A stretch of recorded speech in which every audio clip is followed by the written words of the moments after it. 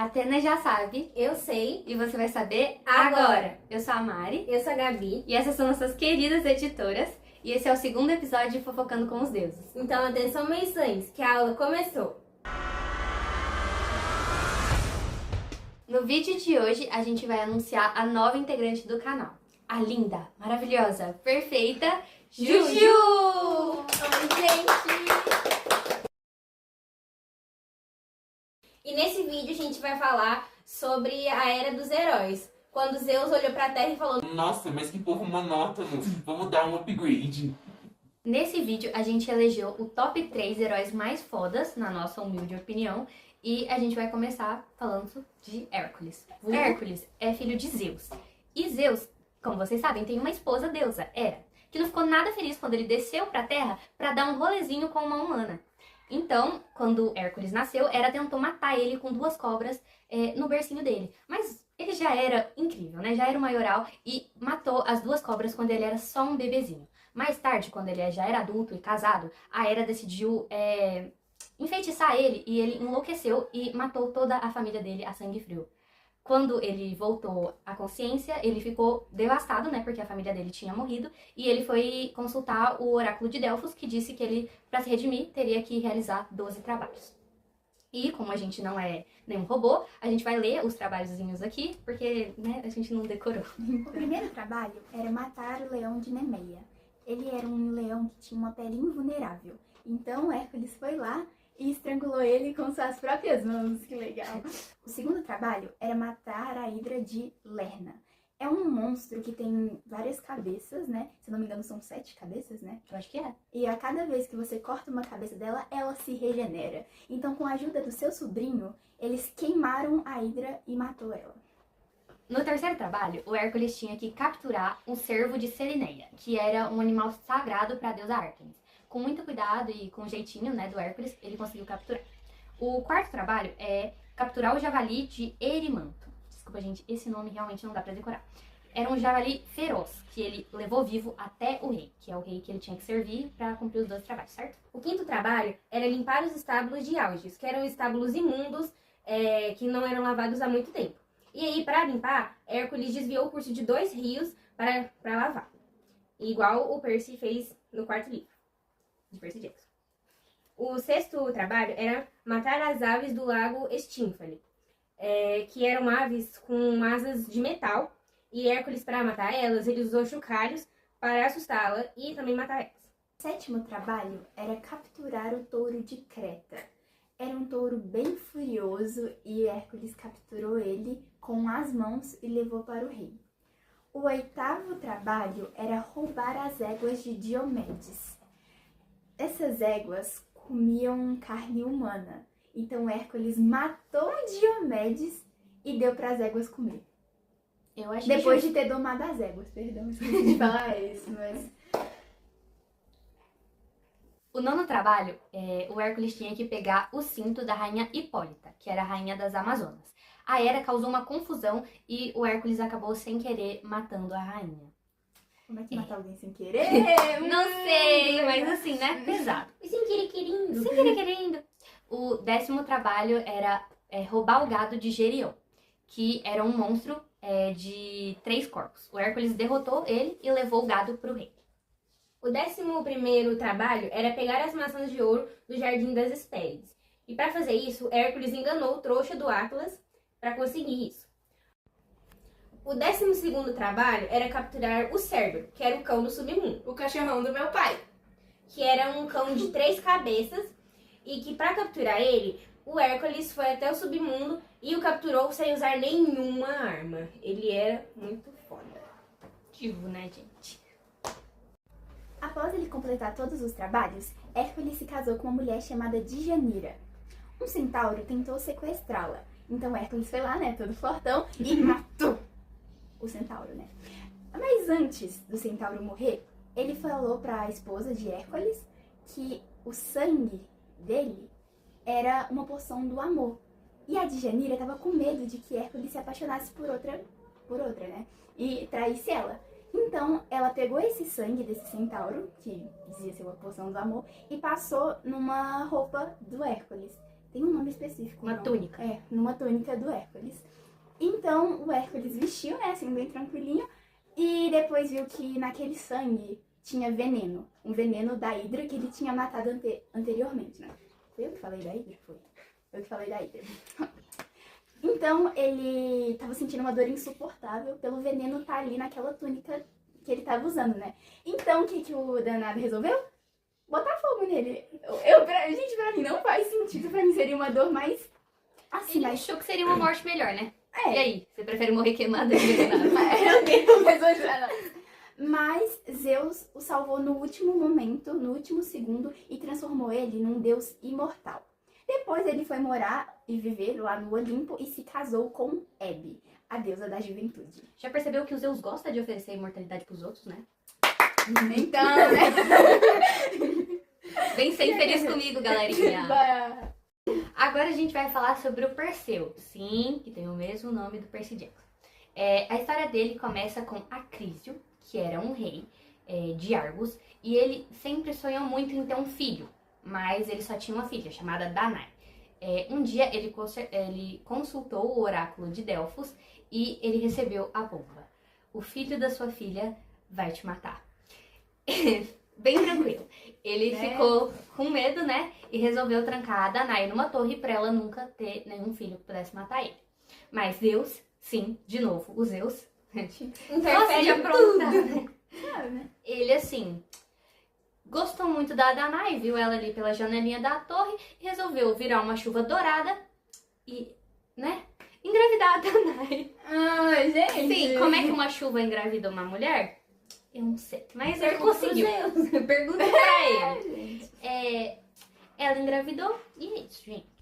Quando a Cris descobriu que a sua filha tinha tido um bebê, ele ficou com medo que aquela profecia se cumprisse e ele colocou os dois, a sua filha e o seu neto, num caixote e jogou no mar. Bem fofo, muito lindo, mas podem ficar tranquilos. Gente, Não tem problema não, meu bem, pode deixar tranquilo. Tá, eu vou continuar mais calma. Mais calma, podem ficar tranquilos que esse mar levou o caixote deles até uma ilha chamada Sérifos, onde eles foram acolhidos por um pescador chamado Dictys, e era um pescador muito bondoso. Então eles cresceram ali muito bem, por enquanto. Por enquanto. Bom, depois que o Perseu cresceu e ficou mais velho, o rei da ilha, chamado Polidectes, ele queria casar com a Danae, que era a mãe de Perseu. Mas ele era muito protetor e não queria que eles se casassem. Então, o rei da ilha desafiou ele e mandou, né, que ele trazesse a cabeça da Medusa para ele. Sim, a Medusa, aquela moça com os cabelos de cobra e o olhar que te transforma em pedra. O Perseu topou a missão, né? Claro, ele não tinha muita opção. E aí os deuses, acho que para fazer caridade, deram uns presentinhos VIPs para ele. O Hermes deu os seus tênis alados, que quem já viu Percy Jackson sabe quais são. O Hades emprestou o seu elmo da invisibilidade e a Atena deu um escudo espelhado para ele. Então, com a ajuda das Graias, que eram aquelas 3 irmãs que tem só um olho, que também, para quem já viu Percy Jackson, já viram elas dirigindo um táxi, elas ajudaram ele a encontrar a Medusa, disseram para ele onde é que ela ficava, e ele foi lá. E usando todas as coisas que ele tinha ganhado dos deuses, inclusive ele ganhou uma mochila chamada Quibibis, onde era para ele guardar a cabeça da Medusa. Ele usou tudo isso, cortou a cabeça dela e fugiu. No caminho de volta, Perseu viu a princesa Andrômeda acorrentada em uma pedra, sendo oferecida a um monstro marinho, por culpa dos pais delas. Então, ele virou o herói, né? Logicamente. Então, ele pegou a cabeça da Medusa, que estava na bolsa, e fez com que o monstro marinho virasse pedra, né, gente? E salvou a princesa. E depois eles se casaram, gente. Eu achei isso salvando a lindo. donzela, né? Bem divo, bem romântico. É assim que a gente gosta. Um herói muito lindo. Bom, pera. Não, pera. Ela falou a mesma coisa na última vez. Tá. Ao voltar para a ilha, o Perseu descobriu que o rei da ilha estava maltratando a mãe dele. E aí, Perseu, com todo o seu instinto protetor, o que ele fez? Mostrou a cabeça da Medusa para ele e transformou ele em pedra. Todo Quem mundo já queria sabe, se né? Depois casar, que ele tinha a cabeça da Medusa, probleminha. Pedra. Pro rei que queria se Sim. casar com a mãe dele, né? Então, maltratando, eu não sei não. Depois disso, ele devolveu os itens mágicos que ele recebeu dos deuses e entregou a cabeça da Medusa para Atena, que colocou a cabeça no seu escudo, chamado Égide, e partiu para Argos, que é a cidade do avô. E lá, o avô dele, o Acrício, com medo da profecia se cumprir, ele fugiu. Mas, assim, acidentalmente, Perseu acabou matando ele em um jogo de arremesso de disco. E assim a profecia se cumpriu. Acidentalmente. Agora a gente vai falar sobre Teseu, que em algumas histórias ele é filho de Poseidon, mas a gente vai seguir pela maioria, onde ele é filho de Egeu. O Egeu resolveu, por motivos da cabeça dele, esconder uma espada e um par de sandálias embaixo de uma pedra. E disse para a mãe do Teseu que quando ele fosse forte o suficiente para levantar essa pedra, era para ele voltar para Atenas. O Teseu cresceu forte e, muito curioso, levantou a pedra como se ele estivesse levantando uma garrafinha de água e pegou a espada e a sandália para ele e voltou para Atenas. No caminho até Atenas, ele resolveu ir pela terra mesmo e lá tinha vários inimigos, né, que queriam atrapalhar a jornada dele. Alguns deles eram Perifetes, o cara da clava. Teseu foi lá e pegou a clava dele. Cines, ele amarrava as pessoas em árvores e foi lá, Teseu fez o mesmo nele, né? Esciron, que chutava os viajantes num penhasco e adivinha? Ele fez o mesmo com ele, chutou do penhasco. Um herói justo. Procruxes, que ajustava os viajantes à cama, cortando ou esticando os membros deles. E adivinha? O Teseu deu o troco. Então, ele já chegou em Atenas com o currículo prontíssimo de herói. Quando ele chegou a Atenas, ele não contou de cara quem ele era. Mas a esposa de Egeu, Medeia, sim, a feiticeira, percebeu e tentou envenená-lo. Então, sabe, lá na hora H, assim, Egeu reconheceu a espada e impediu a tragédia. Então, o pai e o filho se reuniram e Atenas celebrou o herdeiro. Bom, agora essa é a parte mais famosa da história de Teseu, que há anos Atenas era obrigada e forçada a enviar 7 rapazes e 7 moças para Creta, como sacrifício ao Minotauro, que era um monstro com um corpo de homem e cabeça de touro, que vivia num labirinto gigante construído por Dédalo. E Teseu se ofereceu para ir no labirinto, mas com um plano: matar o Minotauro e acabar com toda essa humilhação. Muito corajoso e maravilhoso.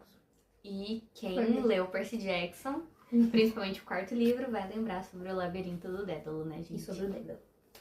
Então, o Teseu, quando ele chegou em Creta, ele encontra a Ariadne, que é filha do rei Minos, o rei lá do labirinto, e eles acabam se apaixonando.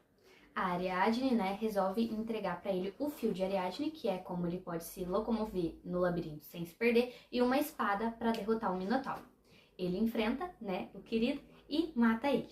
Depois, ele e Ariadne fogem com os outros jovens que estavam no labirinto, mas ele abandona ela em Naxos, uma ilha que eles tinham parado no caminho. E as histórias variam, às vezes é por ordem dos deuses que ele deixa ela, outras vezes é porque ele queria esquecer ela, mas ele sempre acaba abandonando ela na história. Mas como os deuses, assim, às vezes eles não são tão ruins, nem sempre, mas às vezes eles não são tão ruins, a Afrodite mandou o Dionísio para Naxos e ele se casou com a Ariadne. Pelo menos ela teve um final feliz, né, gente? Pelo menos ela não sofreu pelo boy magia. Vai, você. Antes de partir, Teseu prometeu ao pai que se ele sobrevivesse, o navio que ele tinha ido voltaria com velas brancas. Mas se ele tivesse falecido, o navio voltaria com velas pretas. Mas Teseu esqueceu de trocar as velas pretas pelas brancas. Então o navio voltou com velas pretas. O pai dele ficou, Egeu, né? Ficou muito triste com aquilo, porque ele achou que o filho dele tinha morrido, então ele se jogou no mar. Mas o filho dele não tinha morrido. E até hoje o mar se chama Mar Egeu. Em homenagem ao pai dele. Ai, gente, pesou o clima. Pesou. Bom, depois que o pai de Teseu morreu, ele assumiu o lugar dele e se tornou o rei de Atenas. E depois disso ele fez muitos feitos. Por exemplo, ele uniu as comunidades da Ártica, que depois de algum tempo se tornaria Atenas Democrática. Ele lutou ao lado de Hércules em algumas batalhas. Casou-se com Fedra, que era a irmã de Ariadne, o que deu muito problema depois. E, assim, foi muito babaca mesmo. daria pra ir pro caso de família. Sim. E, por fim, ele foi exilado e morreu de forma triste e solitária. E assim acaba a história de Teseu, gente. Que fofo. Agora que você já sabe sobre a história desses 3 heróis maravilhosos, eu vou contar um pouquinho para vocês, nessa pequena aulinha, depois do vídeo, sobre como eles são importantes para a história do mundo e como eles influenciam na atualidade. Primeiro, para a história do mundo, sabemos que mesmo essas histórias desses 3, quanto a mitologia grega em si, influenciou muito, muito mesmo na cultura do mundo todo, não ficou só na Grécia, né, como a gente pode ver, influenciou na filosofia, na literatura, como Percy Jackson, quanto em várias áreas. Também é muito importante porque traz lições de vida muito valiosas, mostram esses heróis que mostram pra gente como vale a pena, sabe, lutar por uma coisa que a gente acredita. E vamos agora falar sobre como eles são importantes para a atualidade, e aí a gente separa em cada um. O Hércules, ele realizou 12 trabalhos com a sua astúcia, a sua força de vontade, mostra pra gente como a gente consegue, realizar tudo que a gente está disposto a cumprir, vencer as nossas metas, enfrentar os nossos desafios. O Teseu mostra pra gente, né, vencendo o labirinto, só usando a inteligência dele, como a gente precisa realmente estudar, ser inteligente, porque realmente é importante, nos ajuda de verdade. E também temos Perseu, que venceu muitos monstros com ajuda, né? Mostra pra gente como a gente tem que ter pessoas ao nosso lado que nos apoiam, e também mostra que com a coragem que ele tem, né? Nós tendo coragem, nós conseguimos vencer qualquer coisa. Nossos medos, nossos traumas, nossos desafios. Então espero que esses heróis possam inspirar vocês a serem pessoas melhores todos os dias. Espero que vocês tenham gostado do nosso vídeo e deixe aqui nos comentários a parte que vocês mais gostaram dessa história babadeira. Se vocês gostaram, deixa o like, se inscreve no canal e ativa o sininho para receber todos os vídeos novos do nosso canal e compartilha para outras pessoas que também gostam de mitologia grega e Percy Jackson. E também para pessoas que precisam conhecer, né? Qualquer coisa me manda uma mensagem de íris. Um beijo e tchau!